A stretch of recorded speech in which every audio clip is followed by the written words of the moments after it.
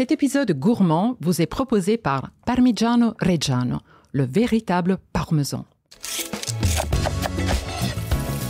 Sexy Veggie, le podcast où les fruits et légumes sont mis à nu.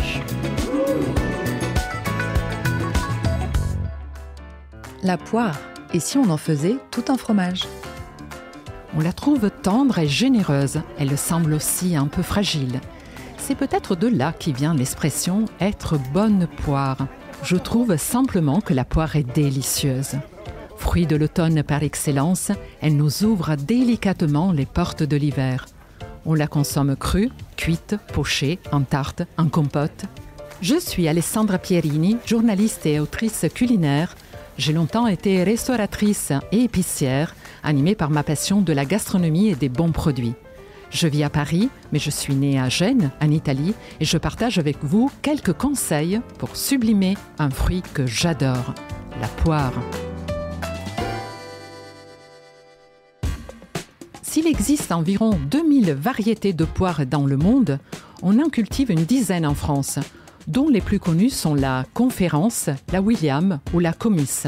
En France, elle est connue depuis le Moyen-Âge, mais c'est réellement au XIXe siècle qu'elle a conquis le cœur des Français, sublimée dans une recette devenue intemporelle, la poire Belle-Hélène.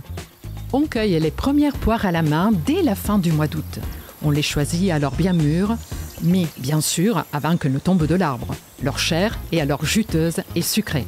Viennent ensuite les poires de garde, celles de l'automne et de l'hiver, dont la chair est plus ferme mais tout aussi délicieuse et qui pourront finir de mûrir dans nos corbeilles de fruits. Une pointe de cire rouge sur leur pédoncule garantit une excellente conservation.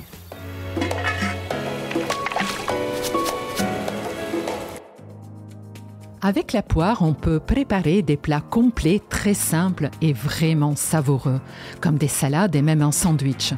Les poires sont sublimes avec tous les fromages, mais c'est avec le Parmigiano Reggiano qu'elles forment un couple parfait.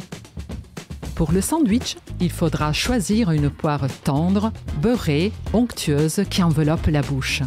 Si vous avez la chance d'avoir un boulanger qui fait du pain aux figues, aux abricots, aux raisins confits ou un pain aux noix, vous pouvez simplement en couper de belles tranches, éventuellement les toaster légèrement, les arroser d'huile d'olive, disposer quelques brins de roquette pour l'amertume et le croquant, des lamelles de poire et là encore des copeaux de Parmigiano Reggiano.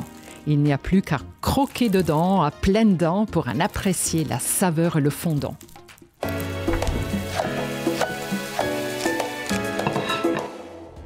Pour la salade, il faut choisir une poire un peu ferme et simplement l'associer avec une huile d'olive très douce. Vous ajoutez des noix, ou mieux des amandes, que l'on aime beaucoup en Italie aussi. Des copeaux de Parmigiano Reggiano bien affinés, de 30 ou même 36 mois et plus, qui apporteront leur complexité de goût et une goutte de vieux vinaigre balsamique traditionnel de Modène ou Reggio Emilia, bien dense et sirupeux, pour sa note fruitée de raisin et l'aigre doux apporté par la fermentation. De la fleur de sel, du poivre, c'est gourmand, élégant, tout simplement bon. Cela révèle toute la richesse du terroir de l'Émilie-Romagne, terre d'origine du parmesan. Bienvenue dans le berceau de la gastronomie italienne. Si vous avez aimé cet épisode, retrouvez plus de recettes d'Alessandra Pierini dans Sexy Veggie spécial Italie.